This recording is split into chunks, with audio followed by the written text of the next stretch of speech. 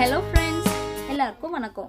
இன்றைக்கி நம்ம my passion world சேனலில் ரொம்பவே சூப்பராக இருக்கக்கூடிய ரொம்ப குயிக்காகவும் செய்யக்கூடிய ரெசிப்பியில் ஒரு வகையான முருங்கைக்காய் குழம்பு. இது எப்படி செய்யறதுன்னு தான் பார்க்க போகிறோம். ரொம்பவே சிம்பிளாக நல்லா டேஸ்டியாக இருக்கக்கூடிய இந்த முருங்கைக்காய் குழம்பு நீங்கள் சாதத்துக்கு கூட சேர்த்து சாப்பிட்டீங்கன்னா ரொம்பவே சூப்பராக இருக்கும். அப்படிப்பட்ட இந்த குழம்பு எப்படி செய்யறதுன்னு வாங்க வீடியோக்குள்ளே போய் பார்க்கலாம். இப்போ இதில் கொஞ்சமாக எண்ணெய் சேர்த்துக்கலாம். எண்ணெய் லேசாக சூடாகட்டும்.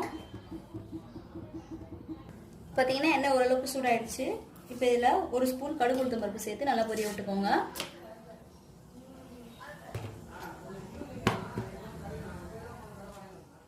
கடுகு நல்லா பொரிஞ்சிருச்சு. வெட்டி வச்சிருக்க ஒரு 4 வெங்காயம் நல்லா ஃபைனாக சாப் பண்ணி வச்சுருக்கேன். அதில் சேர்த்துக்கிறேன்.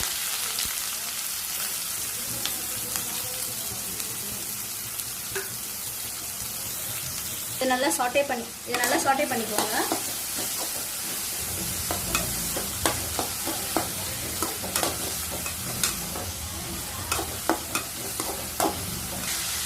இப்போ இது வதங்கிக்கிட்டே இருக்கும்போது ஒரு கொத்து கருவேப்பிலையை ஊற்றி சேர்த்துக்கோங்க. கருவேப்பிலையும் வெங்காயமும் நல்லா வதங்கி வரணும். 2 நிமிஷம் வந்து நம்ம இது நல்லா வதக்கிக்கலாம். வெங்காயம் ஓரளவுக்கு நல்லா வதங்கிக்கிட்டே இருக்கு. இப்போ நம்ம இதில் கட் பண்ணி வச்சுருக்க 3 தக்காளி நல்லா ஃபைனாக சாப் பண்ணி வச்சுருக்கேன். அதையும் இதில் சேர்த்துக்கோங்க. சேர்த்துட்டு நல்லா கலந்து விட்டுக்கோங்க.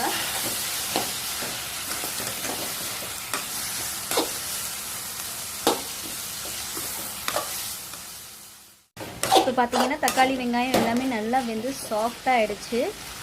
இப்போ நம்ம எடுத்து வச்சுருக்க முருங்கைக்காய் எல்லாத்தையுமே இதில் சேர்த்துக்கலாம். நான் இன்றைக்கி இந்த குழம்பு செய்கிறதுக்கு 3 முருங்கைக்காயை எடுத்திருக்கேன். ஒரு மீடியம் சைஸில் இருக்க முருங்கைக்காய் நல்லா சின்னதாக கட் பண்ணிவிட்டு அதில் மேலே இருக்க நார் எல்லாத்தையும் எடுத்துகிட்டு இந்த தக்காளி வெங்காயத்தில் நல்லா சேர்த்துக்கோங்க. இதை ஒரு வாட்டி நல்லா கலந்து விட்டுக்கோங்க. அந்த தக்காளி வெங்காயத்து கூட இந்த முருங்கைக்காய் வந்து நல்லா மிக்ஸ் ஆகிற மாதிரி தீயை வந்து சிம்மில் வச்சுக்கோங்க.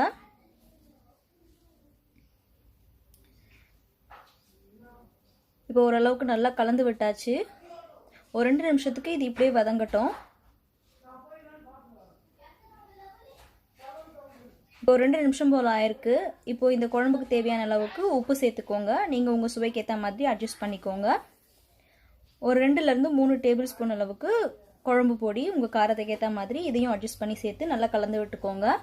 நான் இந்த குழம்பு பொடி எப்படி பண்ணணுங்கிற லிங்க்கை வந்து மேலே ஐ கார்டில் கொடுக்குறேன். செக் பண்ணி பார்த்துக்கோங்க. எல்லாத்தையுமே நல்லா கலந்து விட்டுக்கோங்க. அந்த குழம்பு பொடியோட பச்சை வாசனை போகிற வரைக்கும் இதை வந்து நல்லா வதக்கிக்கோங்க. இந்த முருங்கைக்காவை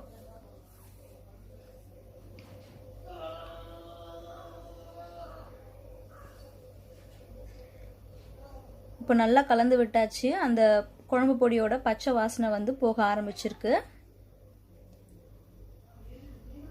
இப்போ இதில் தேவைக்கேற்ற மாதிரி தண்ணி சேர்த்துக்கோங்க. நீங்கள் எந்த அளவுக்கு கன்சிஸ்டன்சிக்கு குழம்பு வேணும்னு நினைக்கிறீங்களோ அந்த அளவுக்கு சேர்த்துக்கோங்க. நான் 1 கப் அளவுக்கு தண்ணி சேர்த்துக்கிறேன். இப்போ தண்ணியெல்லாம் சேர்த்துட்டு ஒரு வாட்டி நல்லா கலந்து விட்டுக்கோங்க. தீயை வந்து நல்லா ஹை ஃப்ளேமில் வச்சுக்கோங்க. தண்ணி சேர்த்துட்டு இப்போ உப்பு காரம் கரெக்டாக இருக்கான்னு செக் பண்ணி பார்த்துக்கோங்க. உங்களுக்கு தேவைப்பட்டது அப்படின்னா இந்த ஸ்டேஜில் சேர்த்துக்கிட்டிங்கன்னா கரெக்டாக இருக்கும். இப்போ தீயை வந்து நல்லா ஃபுல் ஃப்ளேமை வச்சு இதை நல்லா கொதிக்க விட்டு எடுத்துக்கோங்க. அப்பப்போ இந்த மாதிரி கலந்து விட்டுக்கோங்க. அப்போ தான் அடி பிடிக்காது.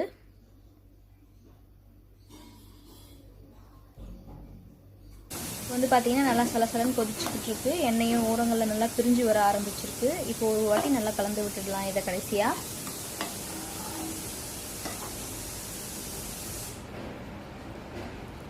இது இன்னும் ஒரு 2 நிமிஷத்துக்கு கொதிக்க வச்சு நம்ம ஆஃப் பண்ணிடலாம்.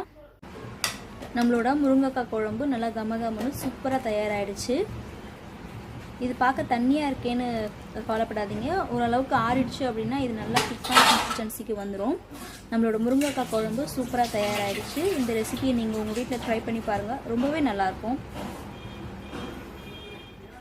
வீடியோ உங்களுக்கு பிடிச்சிருந்ததுன்னா லைக் பண்ணி ஷேர் பண்ணி கமெண்ட் பண்ணுங்கள். என்னோட மை பேஷன் வேர்ல்ட் சேனலை சப்ஸ்கிரைப் பண்ணிங்கன்னா நான் போடக்கூடிய வீடியோஸ் எல்லாம் நீங்கள் உடனுக்குடனே பார்க்கலாம். அது வரைக்கும் நன்றி, வணக்கம்.